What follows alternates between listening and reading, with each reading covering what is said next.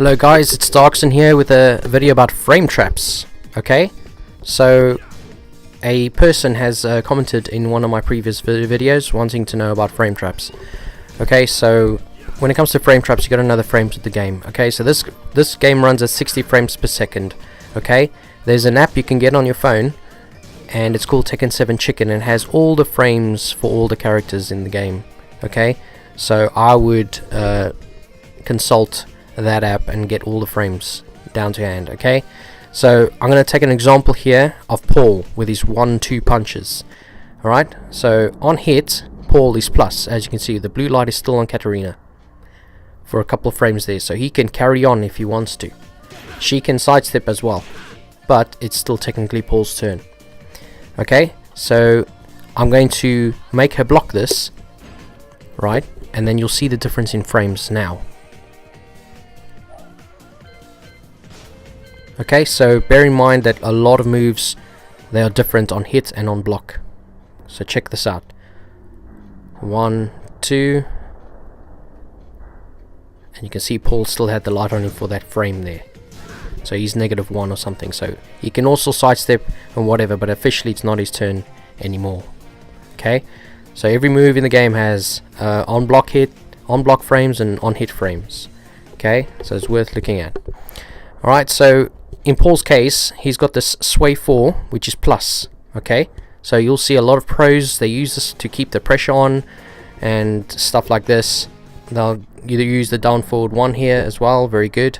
Also plus opens it up to do the sway move there, and obviously there's a lot of options on the sway stance. Okay, so that one's just for pushback. A lot of the sway stuff used, especially by the pros, is all just to keep pressure.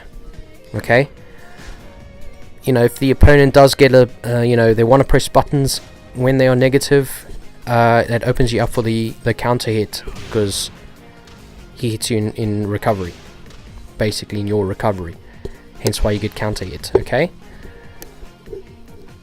so show you what happens in a counter hit. So that's a counter hit sway 4 and opens him up for a nice little combo there. Okay,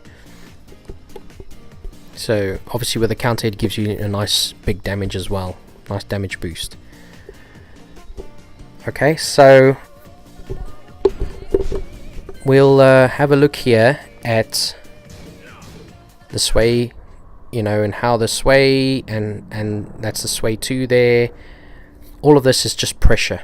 You can see he's blue in a lot of this stuff. Okay, so in that one he was a bit, there was more pushback, but the pushback helps him keep it safe. Now in Katarina's case, her 1-1 is basically -1, 0, so technically yes, it's the end of her turn, but she can also sidestep just like Paul can, but she can't hit, because if Paul punches, then it's Paul wins that exchange. Okay, so she has her frame trap, which is a string she uses. It's the 1-1-2. Okay, so this one is the 1-1-1. That's the more safer option, because that's the last hits are mid.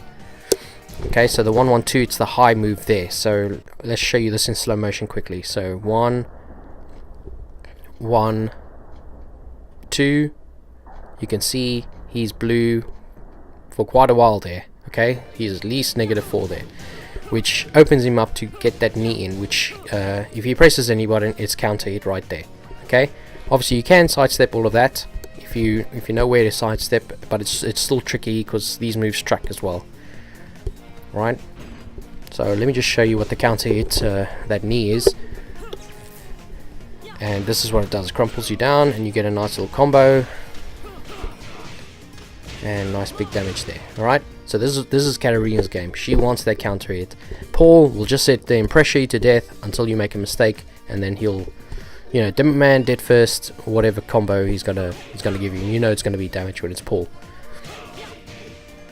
Okay, so her game is just mixing up these strings, and then eventually, hopefully hitting you with a frame trap 1, and then she gets that knee in if you are not careful.